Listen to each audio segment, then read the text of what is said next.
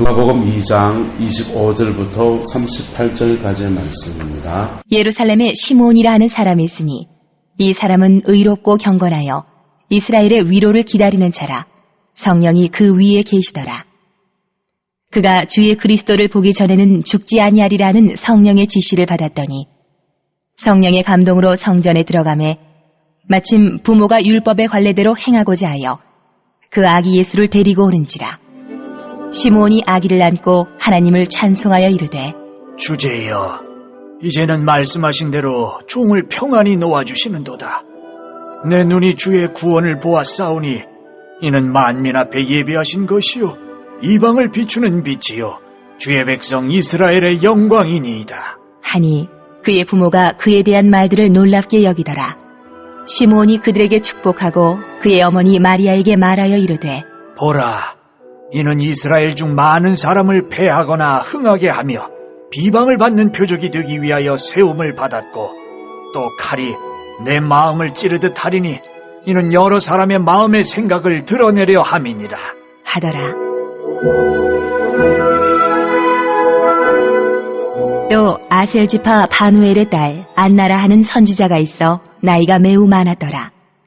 그가 결혼한 후 7해 동안 남편과 함께 살다가 과부가 되고 84세가 되었더라.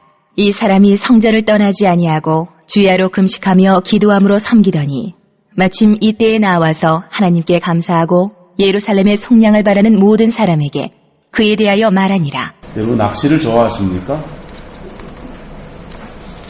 저는 고향이 울진 기성이에요. 기성인데 어렸을 때 살기는 후포에서 살았더랬습니다. 후포에 살 때 우리 형은 낚시를 좋아해서 바닷가에 절벽 쪽에 가서는 낚시를 했어 오더라고요. 형은 또 저보다 나이가 더 많았고 컸기 때문에 수영을 하는데 세숫대야를 들고서 물속에 그냥 눈 찔끔 감고 뛰어들어가가지고 아무거나 막 끌고 모아가지고 한 세숫대야를 들고서 끌고 올라오면은 세숫대야 한 개에 그 못이 조개입니까? 하여튼 조개가 하얀 조개, 백합이라 합니까? 그런 조개가 한 서너 개씩 들어있는 거예요. 그래서 그 삼엽질을 한 10대 번 하면은 냄비에 하나 가득히 이제 조개 삶아 먹을 수 있는 정도가 됩니다. 어릴 때 기억에 형이 낚시해온 고기랑 그 다음에 그 백합 조개 그거 캐온 거 그거 짬육질해서 퍼온 거 그거를 이제 맛있게 삶아 먹었던 기억이 납니다. 그리고는 우리 형은 이제 대구로 이사를 하고 난 뒤에도 그 낚시하는 버릇이 있어가지고는 대구의 금호 강가에 가서 낚시를 하는 거예요. 강가에 가서 낚시할 때 혼자 가면 심심하니까 저를 데리고 갑니다. 제게도 그 낚싯대를 하나 지어주는데 저는 그 낚시가 그렇게 체질에 안 맞더라고요. 저는 물속에 뛰어들어가서 쪽대 하나 들고 아무데나 쿡쿡 쑤시면서 그냥 미꾸라지며 피레미며 조그마한 붕어 이런 거 잡아가지고 집에서 키우겠다고 막 가져가고 떼었던 기억이 납니다. 그리고 그 당시 금호강도 물이 깨끗해가지고요, 이 방 속에 들어가서 발로 이렇게 삐비다가 보면 진흙 속에 민물 조개가 있어요. 민물 조개를 키우다가는 이거 가서 삶아 먹겠다고 그랬던 기억이 납니다. 형과 저의 차이점은 뭐냐 하면 형은 낚싯대를 들이고 고기가 낚일 때까지 가만히 앉아서 지그지 기다리는 거 할 줄 알고 저는 그 기다리는 게 너무 운짐이 단 거예요. 그래서 가만히 앉아있는 것보다 좀 더 활동적이니까 물속에 뛰어들어가서 첨벙첨벙 하면서 천엽하는 거를 이렇게 좋아했던 것 같습니다. 여러분들은 어떤 스타일입니까? 낚시하면서 이렇게 세월을 낚을 줄 아는 그런 여유를 가진 분이십니까?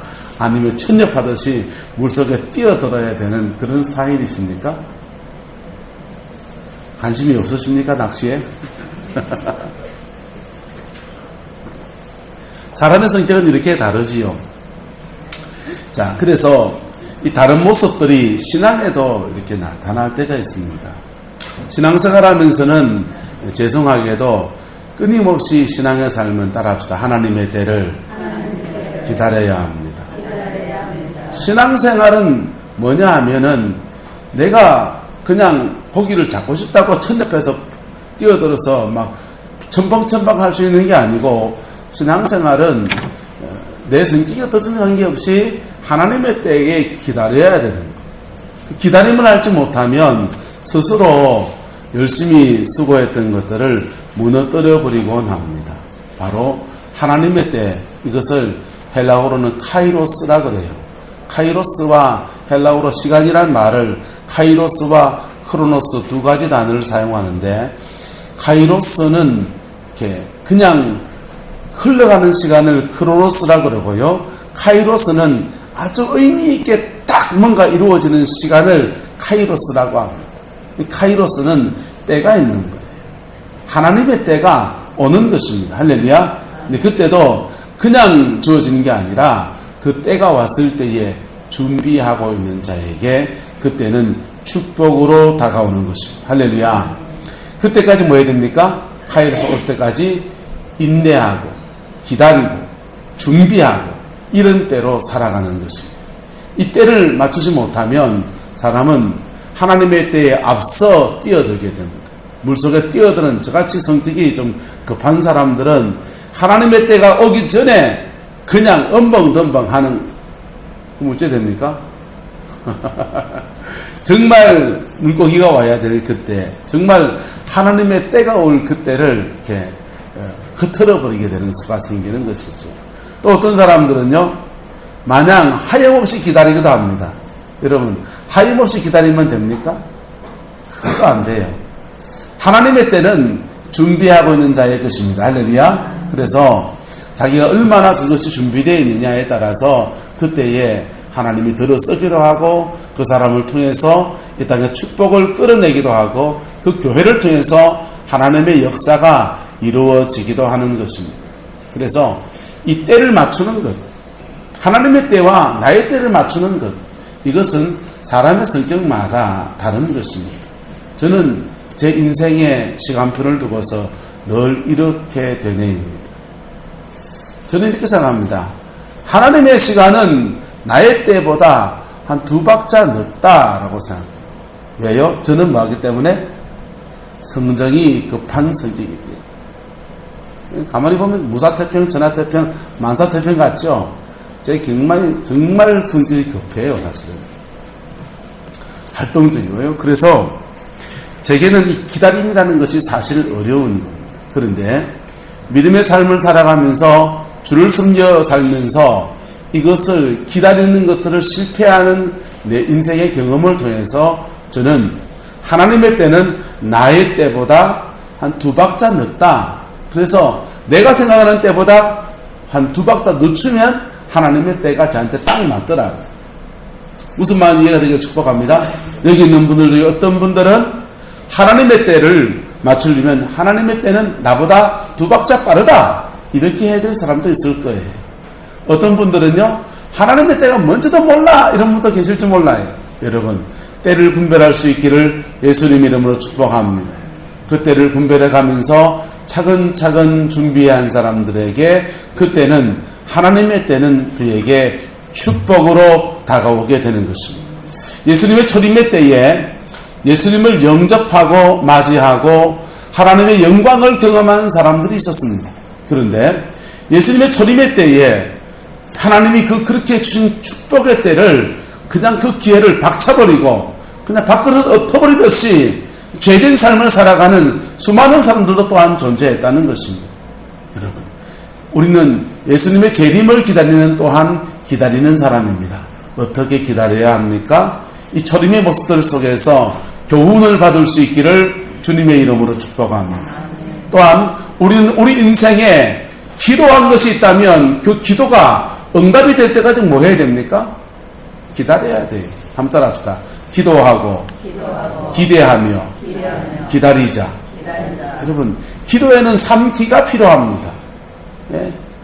1기, 2기, 3기가 아니고 기도했으면 그 다음요 기대해야 되고요. 그 다음요 기다려야 된다. 이 기다림을 못하면 우리는 신앙생활에 큰 낭패를 겪고 맙니다. 아브라함은 하나님께서 그에게 약속의 자녀를 주리라 라고 하는 약속을 받았습니다. 그 약속을 받고 기도했으면 그 다음 그냥 막연히 기다리는 게 아니고 기대하면서 기다려야 한다. 기대하면서 기다려야 하는데 이 아브라함이 기다리다 지쳐서 세컨드를 하나 취합니다. 처갓집을 하나 더 두는 거예요. 그래가지고는요 이스마엘을 낳았습니다. 이스마엘을 낳은 것이 그는 첫 아들을 낳은 어떤 면에서 인간적인 경사인지도 모르지만은 그의 가정과 삶에는 끊임없이 이것 때문에 큰 골칫거리가 되어진 것입니다. 여러분들도 여러분의 인생에 기도한 것이 있습니까? 간절히 구한 것이 있습니까? 기다릴 줄 알기를 축복합니다. 그 응답이 올 때까지, 그 축복을 누릴 때까지 기다릴 줄 아는 것, 그 하나님의 때에 또 취할 줄 아는 그 믿음의 역사가 있기를 예수님의 이름으로 축복합니다. 강철한 카네기는 자기 사무실에 벽에다가 그림을 하나 붙여놨습니다. 보통 사업하는 사람들 그림 하나 붙여놨지 않습니까? 강철한 카네기가 붙여놓은 그림은 굉장히 의미가 있는 그림이에요. 낡은 배 한 척이 바닷가에 이렇게 정박해 있고요. 그 밑에 그 개펄 속에 모래 땅 위에 정박해 있는 그 배 밑에 이렇게 적혀 있습니다. 밀물 때는 반드시 온다. 강철한 카네기는 그 그림을 보면서 사업을 투자해야 될 때와 또 뛰어들어야 될 때를 분간하는 안목을 가지려고 한 것이죠. 돈의 흐름이라는 것이 있고 그것이 어느 때에 주어질 것인가를 알고서 적절한 때 투자하려고 그 사람은 거기다가 그걸 붙여놨어요. 근데 거기서 우리가 교훈을 받을 수 있는 건 뭡니까? 따라서 때를 맞춰야 합니다. 때를 맞춰야 돼요. 여러분 밥을 해도요 때를 맞춰야 됩니다. 뜸이 들었는지 안 들었는지 여러분 밥이 다 됐는지 안 됐는지 어떻게 합니까? 요즘은 좋잖아요. 밥솥에 꽂아놓고 이자 뿌리면 때 맞춰서 지가 다 하지 않습니까? 옛날에 압력밥솥에 그냥 때 맞추려면 어찌해야 됩니까? 저는 불을 떼서 압력밥솥에 밥을 집사람으로서 종종 해먹는데 그때는 이렇게 막 굴려가지고 팽팽팽팽 돌더라고요. 그럼 불 꺼버려요. 잘 모르기 때문에. 안에는 보니까 팽팽팽팽 돌면은 약불에 놓고 한 5분 정도 뜸을 들이는데 저는 그거 잘 모르니까 그냥 불이 확 막 팽팽팽팽 돌면은 그냥 불을 확 꺼버립니다. 그러면 끄고 난 뒤에 한참을 지나가지고 안에 있는 열기 속에서 뜸이 다 들고 난 뒤에 이제 그걸 열어보죠. 잘하는 분들은요 팽팽팽 돌면은 코를 냄새를 맡아보면 밥 익는 냄새가 구수하게 나면 아마 맞습니까? 자기 나름의 그 때를 맞추어서 살아가는 여러 가지 방법들을 찾아내지 않습니까? 신앙의 삶도 마찬가지. 신앙의 삶도 이 때를 못 맞추면 밥알을 압력솥 먼저 못 모르고 번열을 열어본 적 있습니까? 저 어렸을 때 우리 어머님 밥에 놨는 데다가 김 빼고 열어야 되잖아요. 그거 그냥 확 잡아 돌렸습니다. 퐁! 그러더니 밥알이 천장에 나가다 붙더라고요. 여러분 우스갯소리 같지만 여러분의 인생의 기다림이라는 것이 그렇게 신앙의 삶엔 중요한 것입니다. 한번 따라 합시다. 믿음엔 역사, 사랑엔 수고, 소망에는 뭐지요? 왜 소망에 인내일까요? 소망을 두고서 가는 여정에 수많은 장애물들 지나가야 되고 기다림의 시간을 잘 보내야 하기 때문에 인내가 필요한 것입니다. 할렐루야. 자, 오늘 본문에 나오는 시므온이라고 하는 사람은 예수님을 지적간에 맞이한 사람 가운데 한 사람입니다. 이 사람도 하나님 앞에 뭔가를 기다리는 사람이었습니다. 이 사람은 어떻게 기다렸느냐 함께 보시면 좋겠습니다.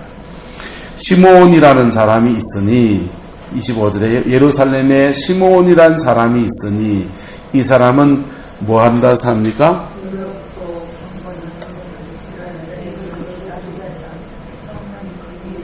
자, 이 사람의 특징을 세 가지로 지금 말해주고 있습니다.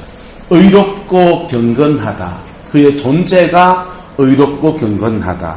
그 다음 두 번째는요, 이스라엘의 위로를 기다리는 자다. 요 두 가지.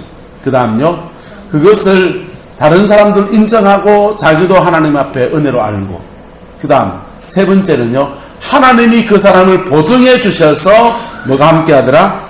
성령이 그 위에 계시더라. 이렇게 세 가지로 이 사람의 정체성을 표현해 줍니다. 여러분, 이 예수님 당시에 모든 사람들은 메시아를 기다린다고 그랬어요. 메시아가 오기를 학수고대하고 있다고 그랬습니다. 그런데 정작 그 기다림의 때에 주님을 기다린다고 하면서 메시아를 기다린다고 하면서 그 메시아를 맞이한 사람은 그렇게 많지 않았습니다. 메시아를 기다린다고 하면서 정작 메시아가 왔을 때는 그 메시아를 십자가에 매달고 못을 박아 죽이는 그런 우를 범하고 맙니다. 그들은 기다린 메시아는 도대체 뭡니까? 오늘 성경에 보면요, 이스라엘의 위로를 기다린다고 했는데 이것은 메시아를 기다린다는 말이거든요. 메시아를 기다리는 건 똑같은데 이 사람은요, 시므온은 그에게 특징이 있는데 첫 번째, 의롭고 경건하다 그랬어요. 할렐루야. 여러분, 주님을 기다리는 것은 우리도 독하고 다 똑같이 기다려야 되지만은 그 기다림에 앞서서 자기가 갖추어야 될 것이 뭡니까? 시므온의 경우에는 의롭고 경건하다. 할렐루야. 여러분의 삶 가운데서 주님 앞에 의롭고 경건한 삶이 이루어지기를 축복합니다. 그거 없이 기다리는 것은 막연히 기다리는 거예요. 막연히 기다리는 거예요. 이사야 선지자는 말하기를 파수꾼, 이사야서 선지자거든요. 선지자는 파수꾼, 영적인 파수꾼과 같아요. 밤을 지키는 파수꾼과 같은데 파수꾼에게 사람들이 말합니다. 아침이 가깝느냐, 아침이 가깝느냐. 마치 성을 지키는 파수꾼들에게 성 밖에 있는 사람들이 성문이 아침이 되면 열리니까 성문이 언제 열리느냐 이 얘기를 아침이 가깝느냐, 아침이 가깝느냐라고 하는 거예요. 그런데 이거 선지자에게 물을 때는 아침이 가깝는 말은 뭔 말이냐면 좋은 때가 언제 오겠습니까? 이 말이라고. 좋은 때가 언제 오겠습니까? 우리 남편은 언제 돌아오겠습니까? 우리 아이는 시집을 언제 가겠습니까? 내 인생의 꽃필 날은 언제 오겠습니까? 이런 거 묻는 것입니다. 점치러 가서 묻듯이 선지자에게 내 인생의 좋은 날이 언제 오겠습니까? 라고 묻고 또 묻습니다. 그때 이사야의 대답은 이래요. 아침도 오고 밤도 오나니. 아침이 오는데 밤도 오나니. 그런데 너희는 돌아올지니라. 무슨 말이냐면요, 사람들은 심리가 묘합니다. 자기 인생에 좋은 날 오기를 바라보면서 하나님께 돌아오지는 않아요. 자기 인생에 좋은 날 오기를 바라면서 자신이 잘 되기를 바라면서 내가 믿음으로 똑바로 사는 것은 관심이 없어요. 이율배반적이잖아요. 과거는 현재를 만들고 현재는 미래를 만들어요. 예? 과거가 잘못되어 있으면 현재가 비틀어져 있고 비틀어진 현재 가운데서 여기서부터라도 다시 똑바로 믿음의 삶을 살면 미래가 열려지는 것이지요. 그게 그냥 일반적인 하나님의 섭리잖아요. 그래서 과거가 잘못된 것 속에 내 인생이 비참하고 잘못되어 있으면 이것 속에서 어디로 가야 됩니까? 막연히 좋은 날 오기를 기다려야 합니까? 십자가 앞에 나가서 하나님 아버지께 나가야 됩니까? 하나님 아버지께 나가서 회개할 것 회개하고 가릴 건 가리고 다른 사람을 잘못한 거 찾아가서 사과도 하고 그렇게 해야 미래가 열리지요. 그러지는 않고 아침이 가깝느냐라고 묻는 사람들에게 이사야 선지자는 말하기를 그래 아침이 온다. 그런데 곧 또 밤이 온다.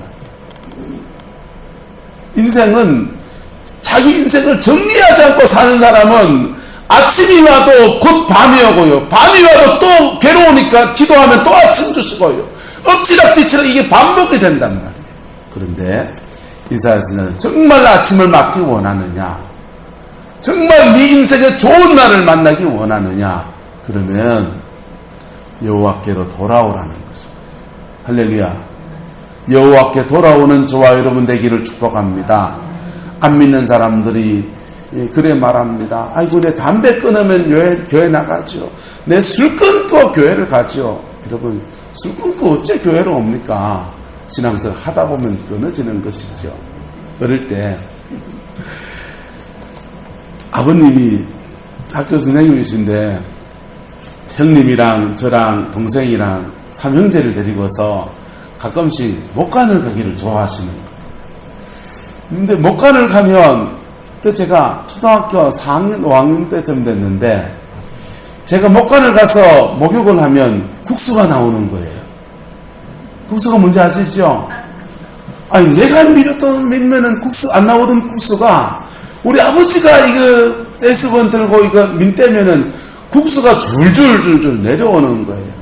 아버지가 그걸 조용히 그냥, 이거 그냥 쓱쓱 밀어주면 좋은데, 아버님은 학교 선생님이시니까 거기 가면, 목욕탕에 가면은 아버지 친구분도 계시고, 거기 초등학교 제 친구들도 있는데, 큰 소리로 말씀하십니다. 아이고, 이놈 봐라, 국수가 줄줄 나오네, 이러시는 거예요. 얼마나 부끄러운지요. 아버지가 목욕 갈라 하자면 전 안 가고요. 버티고 안 갈라 그러고요. 그리고는요, 아버지가, 엄마가 눈치를 끌고서는, 야, 아버지가 오후에 목욕 가자 하실 거다, 이러면은요, 저는 혼자 집에, 그때는 우리가 목욕탕이 따로 없을 때니까 정지에 들어가가지고 뜨거운 바늘하고 아시 목욕을 하는 거예요. 내 혼자. 혼자서 막 씻고 민떼 가지고는 자랑스럽게 목간을 따라갑니다. 근데 따라가는데 왜 그래 국수가 또 나와요? 참 부끄러웠던 적이 있어요. 여러분, 주님을 만나는 것이 저와 여러분의 기쁨 되기를 소망합니다. 기쁨 되기를 축복합니다. 자기 인생에 연약하고 부족한 것 가지고 하나님께로 돌아와야 되는 거예요. 돌아올 때에 주님은 그 영혼을 위해서 십자가를 준비하시고 십자가에서 우리의 죄를 씻으시고 우리의 상처를 싸매시고 새 인생을 만드시는 거예요. 그리고 난 뒤에 그에게 주은 축복이 의롭고 경건하다. 할렐루야. 죄를 지으니까 죄인입니까?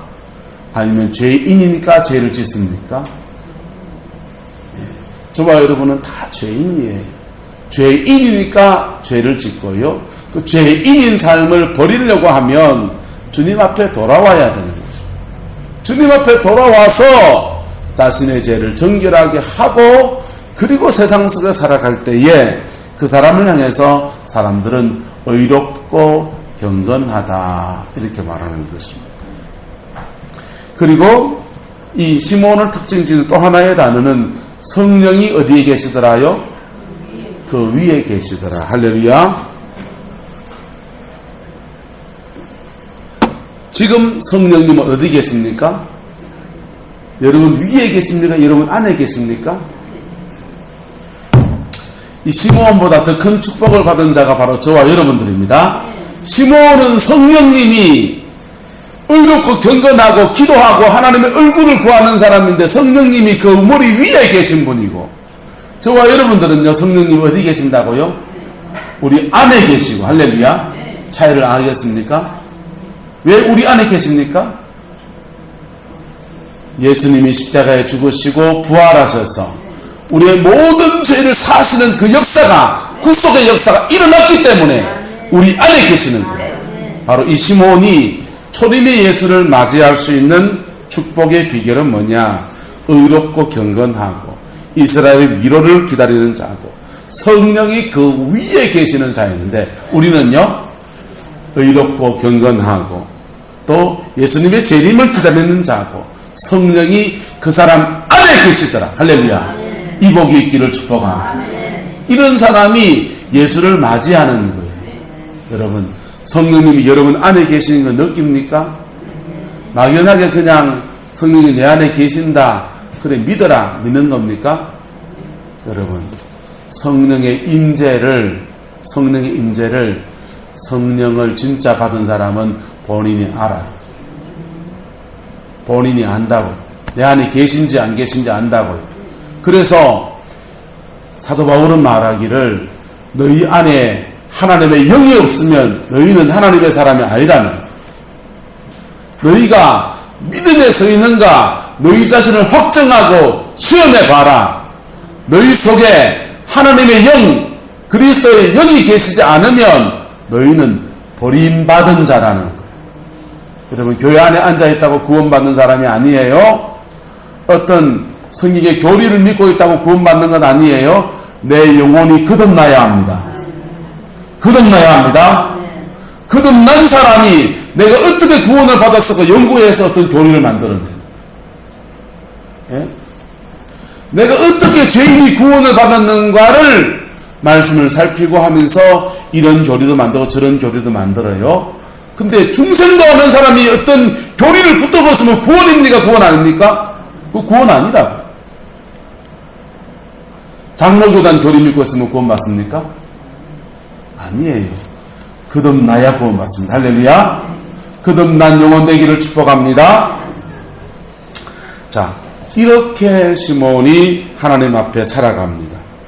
이스라엘의 위로를 기다리면서 메시아가 언제 오실까? 주님이 언제 오실까? 기다립니다. 그런데 그렇게 기다리던 그에게 레마의 말씀이 떨어집니다.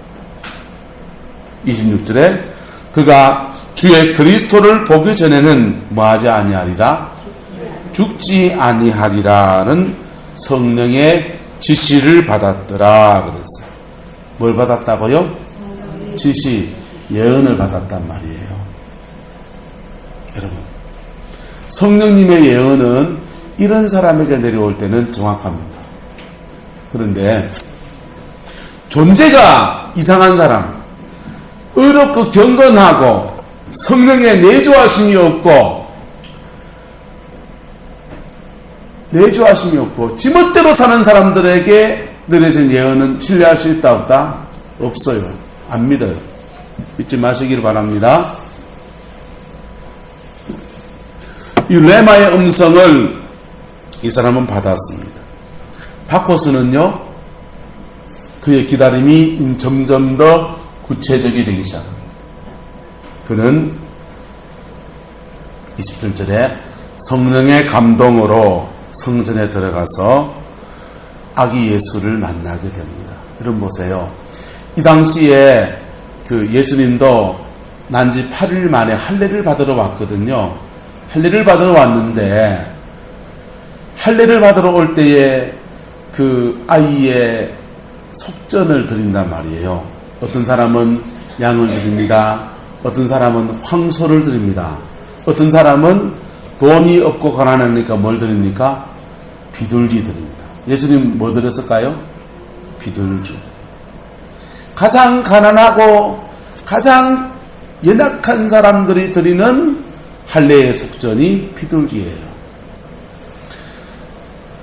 예수님이 할례를 받으실 때에 이스라엘의 수많은 아이들이 할례를 받고서는 그리고 속전을 드리러 하나님께 나오는데 가장 부족하고 연약하고 가장 작은 예물을 드린 사람, 아무도 주목하지 않는 한 아이를 성령이 시몬의 마음에 뭘 주십니까? 감동하여 주십니다. 그래서 시몬은 이 아이를 안고 하나님을 찬송하더라라고 오늘 본문에 기록되어 있습니다. 여러분, 이스라엘 백성들은 하나님을 기다린다고 하는 사람이었습니다. 저와 여러분들은 예수님의 재림을 기다린다고 하는 사람입니다. 기다린다고 하는 사람인데도 그분을 맞이할 사람이 여기 있기도 하고 없기도 하다는 거예요. 그때에 두 사람이 매를 갈고 있음에, 맷돌을 돌리고 있음에 한 사람은 데려감을 당하고 한 사람은 버려둠을 당하고, 두 사람이 밭을 메고 있음에 한 사람은 데려감을 당하고 한 사람은 버려둠을 당한다는 거예요. 예수님의 재림의 때. 그때에 데려감을 당하는 사람 되기를 주님의 이름으로 축복합니다. 데려감을 당하는 사람 되기를 주님의 이름으로 축복합니다. 이것은 막연하게 기다리는 것으로 충분하지 않다는 것. 막연하게 주의 일을 감당하는 것으로 충분하지 않다는 것.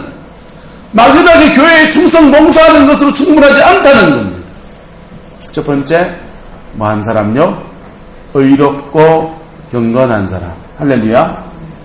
거듭나서 그의 삶에 의롭고 경건함이 있는 사람. 또 하나는요, 그 다음요, 성령이 그의 위에, 그의 안에 계신 사람. 할렐루야. 이것은 열처녀비유에도 구체적으로 말씀해 줍니다. 열처녀비유에서 미련한 5처녀와 지혜로운 5처녀가 다 같이 신랑을 기다립니다. 기다리는데 미련한 5처녀는 뭐만 준비하고?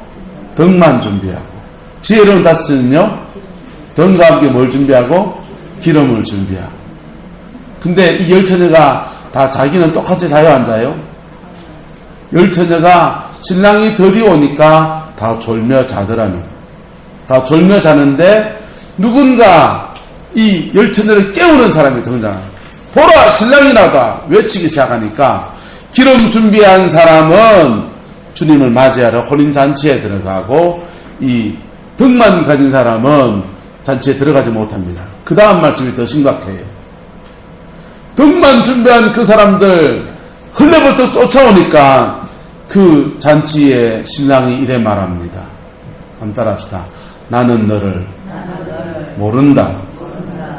주님은 책망하시는 희망이 있는 거예요. 야들아, 야야야야, 기름 준비를 제대로 안 해놓고 정신이 있나 없나 책망하시면 희망이 있는 거라고. 너는 성령을 받아서 그거 함부로 막 사역을 하고 사람들에게 막 상처 줬다 책망하시면 희망이 있는 거라고. 근데 주님은 모른다 하는 거예요. 모른다는 말은 뭐예요? 모른다라고 하는 말은 구원받지 못했다는 말입니다.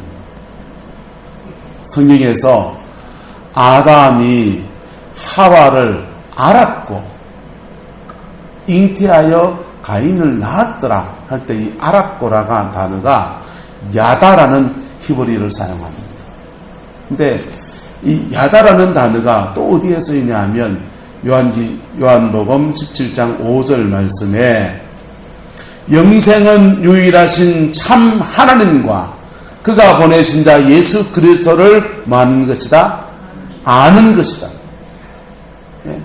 이 아는 것이라는 말은 그가 영혼이 거듭나고 띄어져서 십자가의 그 은총 속에 그가 서게 될 때에 나는 하나님을 알고 하나님은 나를 아는 그 축복의 관계로 들어가는 관계를 말하는 거예요. 그래서 존 칼빈은 이렇게 말했습니다. 하나님을 아는 순간 나를 알게 돼. 내가 죄인인 줄 아는 순간 하나님을 알게 돼. 여러분, 중생은 그냥 개념을 아는 게 아니에요. 중생은 똑똑하다고 중생할 수 있는 것도 아니라, 거듭남이라고 하는 것은 내가 하나님 앞에 죄인 된 줄 알고 그 죄를 십자가 앞에 어찌할꼬 하며 들고 나갔을 때에 어린 양 예수의 그 피가 그의 영혼 속에 직접 뿌려지는 거예요. 뿌려지고 부어져서 내 안에 새 사람이 되어져. 거듭난 새 사람이 내 안에 사는 거예요. 거듭난 새 사람이 내 안에 있지만 내 안에 예수 믿기 전에 옛사람의 기절과 성품과 그 죄된 삶이 여전히 남아있어서 이 둘이 내 속에서 쿵짝쿵짝 싸우긴 하지만은 분명히 중생한 사람이라는 거예요. 그 사람을 주님이 안다라고 하는 것입니다. 그 사람 안에 성령이 내주하시는 것이라고. 구약의 성도들은, 시므온과 같은 구약의 성도들은 성령이 그의 어디에 계시더라? 위에 계시지만은 십자가의 죽으심과 부활 사건이 일어나고 난 뒤에는 성령이 어디 계신다고요? 그 위에 계신 그분이 우리 속에 뚫고 들어오셔서 내 속에 계신다. 내 속에 계신다. 그리고 그 성령의 역사 안에서 우리의 삶을 이끌어 가십니다. 이끌어 가실 때에 시마다 하나님의 때와 나는 그 카이로스를 맞추어 가면서 인생에서 하나님이 준 축복을 누리기도 하고 때로는 낭패를 겪기도 하면서 배워가는 것입니다. 이게 믿음의 삶이에요. 여러분 정말 거듭났습니까? 정말 피 묻은 십자가 앞에 나의 죄를 직고하면서 회개하며 울고불고 통회하며 영혼의 깨어짐의 그 시간들을 경험했습니까? 그 사람이 재림의 주님을 맞이합니다. 병고침 받았습니까? 방언합니까? 그거 말고요.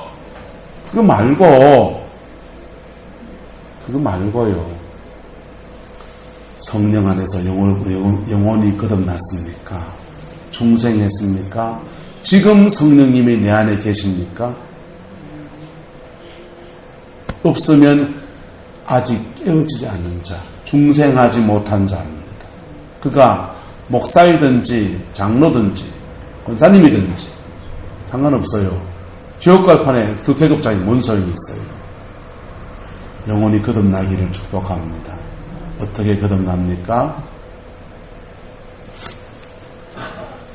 성 어거스틴은 자기 영혼의 거듭남을 위해서 자기의 죄를 종이를 갖다 놓고 적었어요. 적어놓고 자기의 죄를 하나님께 회개하기 시작해요. 회개하고 또 회개하다가 여러분 거듭난 사람들의 특징은요, 그렇게 회개하다가 어느 순간 나는 이것을 회개하는데 성령이 주시는 회개가 터져버려요. 성령이 주시는 회개가 터지면요, 이 종이 쪼가리는요 아주 얕은 회개고 내 속에 내가 알지 못했던 죄들이 막 주마등까지 떠오르요. 그거 놓고 하나님 앞에 회개하며 나갑니다. 이게 거듭남이에요. 할렐루야.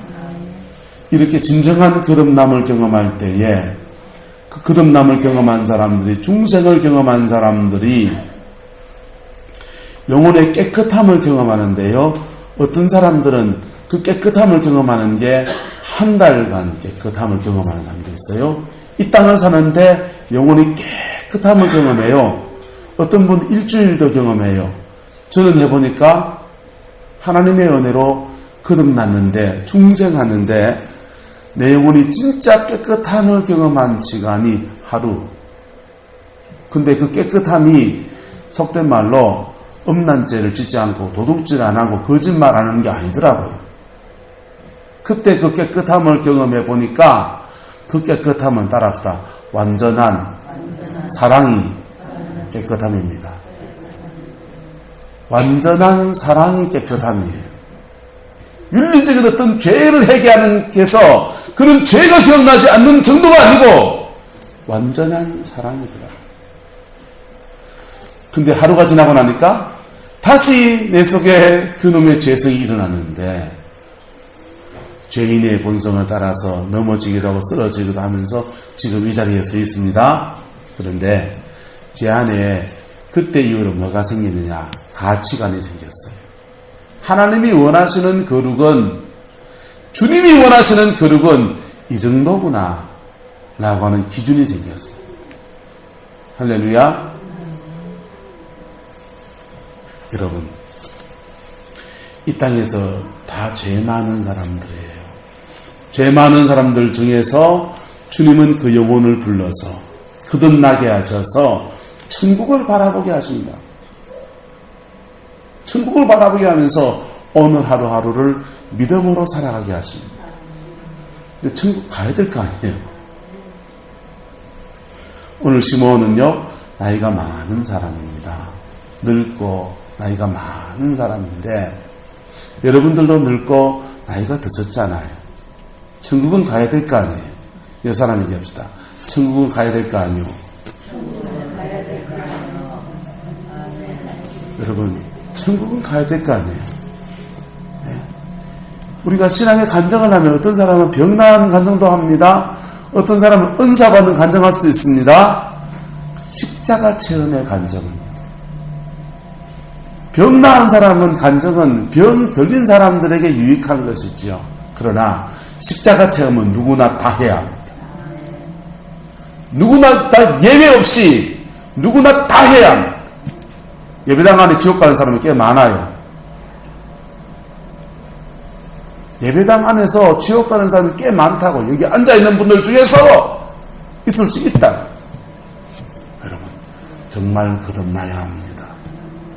여러분의 영혼을 돌아볼 수 있기를 축복합니다. 시몬은요, 자기 영혼이 주님 앞에 이렇게 섰더니 그 다음 주님이 그에게 축복의 말씀을 줍니다. 아야, 너 오래 살 거다. 근데 언제까지 오래 사느냐? 너는 그리스도를 보기 전까지는 계속 살아있을 거다. 그러는 거예요. 그래서 시몬은요, 예수를 만났습니다. 그리고는 29절에 말합니다. 주제여, 이제는 말씀하신 대로 종을 평안히 놓아 주시는도다. 내 눈이 주의 구원을 보았으니 내가 이제 더 삶을 살아갈 여한이 없나이다. 라고 말합니다. 할렐루야. 여러분들에게 이런 축복이 있기를 축원합니다. 여러분, 천국을 가면은 사람들은 세 가지 때문에 놀란다 그래요. 첫 번째는 천당에 와야 될 사람이 안 와 있는 것 때문에 놀란다. 아니, 저기 사모님은 천국에 분명히 갈 것 같은데 못 와 있을 수 있다. 우리 마누라 찍으기 기분 좋죠. 한자자가 권사님 찍어놓을 거다. 이제는 매일 새벽에 기도하는 한차자 권사님도 죄송하면 못 와 있을 수도 있다는, 그렇지 않겠지만 왜요? 정말 거듭난 사람인지 아닌지는 우리가 모른단 말이에요. 우리가 정말 잘 모른단 말이에요. 근데 제가 하나 아는 것은 거듭난 사람은 죄에 대한 인식이 있어요. 약해서 넘어지기도 하지만 죄에 대한 인식이 있어요. 적어도 의인의 삶을 살아가는 열망이 그 안에 있어요. 정말 거듭난 사람은 내 죄가 뭔 줄 알아요. 내가 어디서 넘어지는지를 알아요. 사람은 다 옛사람이 달라요. 그래서 이영은 권사님이 옛사람이 다르고 고상현 장관님의 옛사람이 달라요.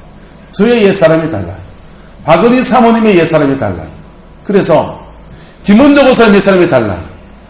그래서 그 옛사람이라고 하는 것은 예수 믿고 난 뒤에도 끊임없이 우리 속에 일어나기 때문에 저 사람은 저것만 고치면 될 텐데 라는 것이 딴 사람은 혼이 잘 보여요. 혼이 잘 보여요. 그런데요, 자기도 역시 옛사람에 다 벗어났나요? 안 벗어났나요? 자기도 못 벗어나건다고. 그래서 성경은 말하기를 자기 눈에 뭐부터 빼라고요? 들보를 빼라. 내 눈에 들보 빼내고 그 다음에 딴 사람의 티를 꽂혀주라는 거예요. 거듭난 사람은 자기의 죄에 대한 인식이 있어요. 내가 어떤 죄에서 회개하고 넘어지고 일어섰는지를 알아요. 여러분에게 있습니까? 없으면 여러분 한번 캐션 막 붙여보세요. 정말 성령이 내 안에 계신가? 정말 내가 거듭났는가? 이 도전을 이 땅에서 받는 게 차라리 유익합니다. 두 번째, 천당 가서, 첫 번째가 천당 가서 놀라는 것은 천당에 와야 될 분이 안 와 계신 것 때문에 놀라요. 와야 될 분. 우리 교회 그 권사님은, 야, 그분은 올 줄 알았는데, 여보, 없네. 이래가 놀란단 말이에요. 우리 교회 그 장로님은, 와, 교회 일을 독구이로 다 하더니, 안 계신데, 이런 것 때문에 놀란단 말이에요. 오야 될 분이 안 와야죠. 두 번째 천당 가서 놀라는 것은, 안 올 분들이 와 계시라는 거예요. 저 인간이 언제 천당 왔지? 있기 때문에 놀란다. 지존파. 사람을 잡아다가 여성이 허벅다지 살을 찢어가지고 끊어가지고 불고기 파티를 한 그 잔인무도한 그놈들이 천당에 와 있다. 고재봉이 성질나가 자기 중대장한테 화나가지고는 도끼 들고 가서 엄한 관사에 가서 멀쩡한 사람 때려 죽여가지고 사형운도 받은 그 사람, 그런 사람이 천당 와 있어가지고 안 와야 될 분이 저 인간이 어떻게 왔지? 저것 때문에 놀란다. 세 번째 놀라는 제목을 따라합시다. 내가 와 있네. 내가 와 있네. 할렐루야. 이 고백은 여러분이 있길 축복합니다. 누가 와든 누가 알았든지 관계없이 나는 와 있다는 것 때문에 감격한다는 거예요. 할렐루야. 이게 중생한 사람에게 주어지는 축복입니다. 이 당시에도요, 예수님의 메시아를 기다리는 수많은 사람들이 있었습니다. 그런데 그들의 기다림은 막연했어요. 오면 좋겠지, 안 오면 말고. 또 예수님이 오시면, 메시아가 오시면 저 로마를 무너뜨리고 혁명을 일으켜서 나라 좀 살게 좀 만들어주지, 밥 먹고 좀 살게 만들어주지, 이런 메시아를 꿈꾸는 수많은 사람들이 있었습니다. 그런데요, 그런 메시아 저런 메시아 꿈꾸던 사람들이 정말 정작 예수가 왔을 때는 그분을 알아보지 못하고 그분을 십자가에 못 박아 죽이는 어리석은 일을 한 겁니다. 그 무죄한 자의 피를 흘린 죄가 얼마나 깊었는지 그 유대인들은요, 2000년 동안이나 전 세계를 뜯어다니는 그런 신세가 되고 말았습니다. 여러분, 예수님의 재림의 때도 분명히 다가옵니다. 그때는 지금 굉장히 가까이 와 있어요. 앞으로 저와 여러분이 살아있는 동안에 주님을 만난다는 그런 가정도 할 수 있는 그러한 때일 것입니다. 그런데 그 주님이 다가오실 주님을 맞이하는 것도 마치 오늘 본문의 시몬처럼 하는 것입니다. 성령이 여러분 안에 계셔야 돼요. 할렐루야. 성령이 여러분 안에 계셔야 돼요. 초림의 예수님은 죄인 찾아오셨지만은 재림의 예수님은 신부 찾아오신단 말이에요. 그래서 주님의 성령이 내 안에 계셔야 돼요. 그리고 날마다 의롭고 경건한 삶을 살아야 돼요. 그리고 예수님의 재림을 기다리는 사람으로서의 삶을 살아야 합니다. 저와 여러분들에게 이 은혜가 있기를 예수님의 이름으로 축복합니다. 주님의 재림을 기다리는 것이 막연한 기다림이 아니라 구체적인 내 삶의 아름다운 설정이 되기를 주의 이름으로 축복합니다. 이것도 우리의 삶에서 배워야 될 건 뭐냐 하면 카이로스의 때와 나의 때를 맞추어. 그럴 때 우리는 이 땅 가운데서 안전히 복의 삶을 살면서 호련히 주님 오실 때에 변화하여 그분을 맞이하는 축복을 누리게 될 것입니다. 그 은혜가 있기를 예수님의 이름으로 축원합니다. 기도합시다. 사랑과 은혜가 많으신 아버지 하나님, 오늘도 주님의 말씀을 겸손하게 받습니다. 우리가 얼마나 죄인되고 우리가 얼마나 미련하고 우리가 얼마나 어리석은데 우리 사랑하셔서 우리에게 보혈의 피를 흘려주시고 새로운 인생의 길을 열어주셨습니다.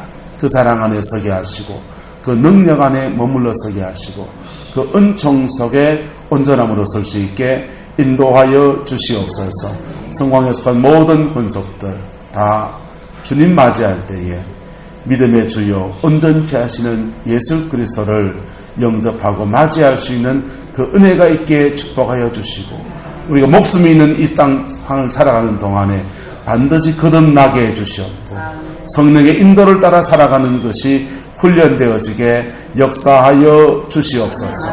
주께서 함께해 주시기를 원합니다. 예수님의 이름으로 축복하며 기도드리옵나이다. 아멘.